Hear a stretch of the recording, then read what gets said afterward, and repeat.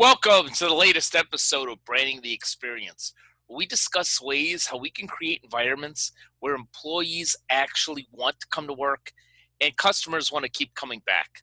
I am Ken Bader, your host for Branding the Experience, with a special episode this particular session on B+C+S in turmoil and chaos.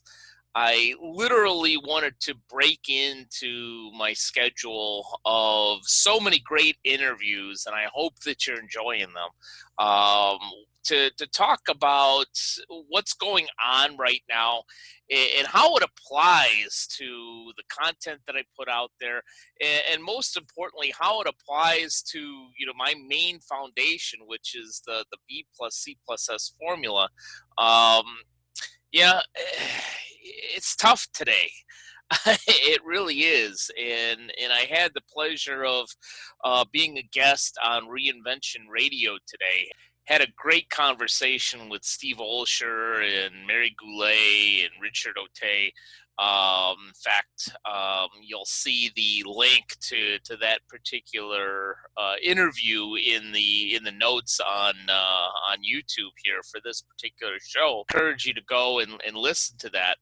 But I want to expand upon some of the things that I talked about in Reinvention Radio. I'm not going to rehash everything, but simply want to talk about brand culture and strategy now in the midst of a pandemic.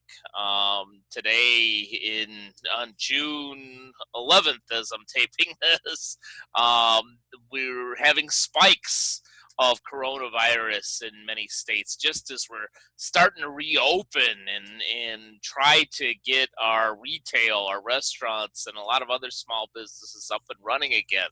And we've got riots and protests and so forth. Yeah, it's real chaos out there. And you may think, well, why in the heck are we even talking about B+C+S, brand culture and strategy alignment? What the heck does that have to do with anything in this crazy time? And I want to take this episode to address that for just a bit. One, for all of you businesses out there that are struggling to get back, all the more reason we need to go back to a foundation like brand culture and strategy. Understanding from a branding standpoint, how do we drive more of the right business to us? We need to get that word out there, whether it be social media, email marketing, advertising, flyers, whatever that is. Being true to our brand and also understanding what it is that we're dealing with today. For instance, I just had a great call from Pacific Eye Care, my optometrist. I need to go in for an eye exam. I had one that was scheduled, and of course, because of the coronavirus pandemic, they needed to shut down. And they wisely gave me a call, which I appreciated, and says, we want to reschedule your appointment. But from a branding standpoint, not only was that call extremely professional, and we joked around a little bit on that call. Her name was Samantha. I don't believe I've ever met her. Really, really nice lady. Did a great job in the call, saying, I apologize that we had to cancel your other appointment. And here are the new procedures that we have now, and walked me through all those and sent me a text with all the details. Gave me all the information on what they're doing to stay safe, not only for themselves, but also for their patients to walk in. I thought that call was really well branded, understanding what we have to deal with now, understanding the new normal, making me feel comfortable about the process of going back in for an eye exam in the world of coronavirus, telling me everything that they're doing to make sure that everything's sanitary. Because think about it, if you've ever had an eye exam, and I'm sure you have to sit with your chin on that device. You don't know who has been there before, and you know that you need an eye exam. Your eyes are important. So you can't just not go because you're afraid of the virus necessarily. So it was a really, really well branded call, and we need to understand exactly how to brand ourselves from a standpoint of who we are, who we've always been, as well as exactly who we need to be today, to reconnect with our people out there. Uh, by our people, I mean our clients, our customers, our patients, our members. For all my credit union friends out there. Also, from a branding standpoint, as I alluded to in Reinvention Radio, let's not just simply put up a Black Lives Matter on our website. Let's talk about what we've done as an organization to really brand ourselves for years and years and years to foster equality, to foster diversity. Many businesses out there have done an outstanding job of really embracing diversity, embracing equality out there. So if you've done that, use what you've done in your culture to help build up your brand, to say, you know what, yes, Black Lives Matter, and guess what, this is what we've been doing for the last 14, 15 years, 20 years, to not only honor all of our African American employees here, but people of all races, genders, religions, and so forth. I think if you can give some examples from that standpoint, that's going to build your brand a lot better than just simply hashtag Black Lives Matter. Nothing wrong with that, but we need to make sure that we're showing that we actually do believe in equality and not just simply giving it lip service. Um, Culture, yeah, obviously, yeah, we need to be able to say that we are embracing equality and not just say it, but show it. And I think, much as I talked about in Reinvention Radio, we need to make sure that we are having the conversation. What Richard Otey said was spot on, is that, we can't just simply, have a two-sentence discussion. We need to get deep into conversation. Have a conversation with your folks during these rough times. Listen and take that in. I gave the example at the end of the episode in Reinvention Radio. At the end of that interview, I mentioned something from Stephen Covey, that he talked about synergy and the 7 habits of highly effective people. That we shouldn't be going just for compromise, meaning 1+1 = a half, or 1 or 1.5. To go for synergy and find that third option, that better option, that 1+1 = 3 or 4 or 5 or an infinite number.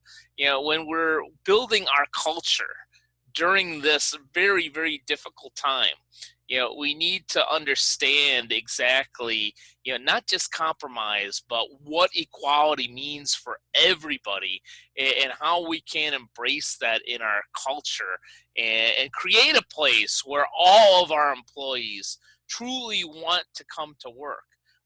That ties into the strategy of what we're doing, to be able to actually build something, to not just simply put something on our brand in terms of a hashtag, not to just give it lip service.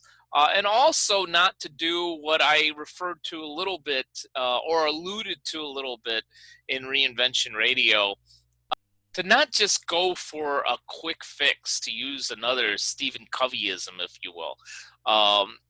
That we have to go much deeper than that. To use the example that, I talked about in Reinvention Radio, if they truly had a culture of empowerment, maybe those 2 rookie police officers would have done a lot more to to prevent that situation that unfortunately happened with George Floyd, which I still say many times is an abhorrent situation. But now, what is the strategy? The strategy, shouldn't be, oh well, we're just going to keep on with the status quo. Of course not. We can't. That would be terrible for society. People would be in an uproar even more than they already are now, if we could even imagine that. But we also can't go to the other extreme and defund or dismantle a police force. What's the strategy? What is the 1+1 = 3? That's going to take some really deep discussion of what the new format, what the new process, what this new police force or community policing or whatever that is, what that's going to look like. And in this very difficult time, I encourage you in your business to really look at that strategy. To give you some examples of, restaurants, things are different now. Yes, we need to make some changes in terms of how we serve our customers. But does that mean possibly more takeout and curbside even as we're opening up? Beefing up that online, having the strategy of, okay, if we're going to lose some of our cash flow because our capacity has gone down to 50%, how do we make up that other 50%? Is it through possibly having grocery? I know one particular restaurant here where I live is actually selling alcohol at liquor store prices. Don't know what kind of margin they're making on that, but that's a strategy of, what, you want to take home a bottle of wine, you want to take home a bottle of vodka, tequila, whatever it is. You don't have to make a separate trip to the liquor store after dinner. You could buy it here and go home. That was their strategy. Think about, all right, for financial institutions out there, we've had all of these folks where we had to close down lobbies and shift people to online banking on their phone, on their laptop, on their tablet. From that standpoint, now that we're opening back up, is the strategy to just go simply back to what we were? Or is there an opportunity here to do something differently? Maybe our lobbies can be for special transactions, such as loan closing or talking about credit counseling and things of that nature, and not just simply cashing a $20 check, which is something that you can do electronically, either from an ATM or possibly even online. So, brand culture strategy, it's even more important now in this chaos and turmoil, because it forces us to go back to the very foundation, to look at exactly what's the image we want to promote out in the public, in the context of the fact that we need to make sure that we have equality in our business and in our communities. How can we best foster that within our image for the right reasons and in the right ways? Culture, how do we create an experience both for and through our employees? It's not just about engagement anymore, it's about involvement. Let's have those conversations. Let's make sure that we're not just putting in an employee handbook that we embrace diversity and that people of all colors, creeds, races, religions are equal here in our business. Let's make sure that it actually is in our culture and we're showing that on a daily basis, that we're treating people with respect, regardless of gender, regardless of race, regardless of color, and so forth. Let's make sure that that's an actual practice and that we're truly listening. And the strategy. I keep stressing this, that if we can get past, and I said this in Reinvention Radio, and I think it's so important, if we could just get past some of this anger And I understand, there's a lot to be angry about. I completely get it.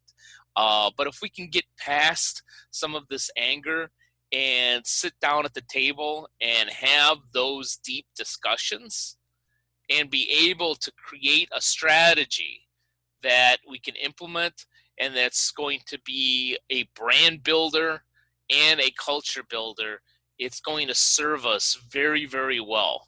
We're going to learn, and we've already have, and we will continue to learn a lot of things about ourselves and about our businesses during this time. And if we could focus on looking for the opportunity here, the opportunity to grow, the opportunity to change for the right reasons and in the right way, the opportunity to do well by doing good, uh, we're really going to be in a much, much better place on the other side of this, on the other side of pandemic, and on the other side, not saying that this will ever go away, but on the other side of a better view, or a better stage of equality for everybody, to be able to get the best out of and the most out of everybody, regardless of their particular background, creed, race, religion, and so forth. So, thank you for spending a little bit of time with me today. Thank you for checking out the episode of Reinvention Radio. Definitely one of the best discussions I have ever had as a guest on a podcast. And as always, if I can be of service to you during these difficult times in terms of branding, culture building, strategy. In other words, what's the image we want to promote out in the public? What's the experience we need to create both for and through our employees? And how do we drive more of the right business to our business? I am more than happy to help, and certainly can during these chaotic and tumultuous times. So either give me a call, 714-681-2821, or reach out to me via email at kbator, BATOR, at btcinc.net. And here's hoping, as always, that you're branding the experience at a very high level for all those you serve.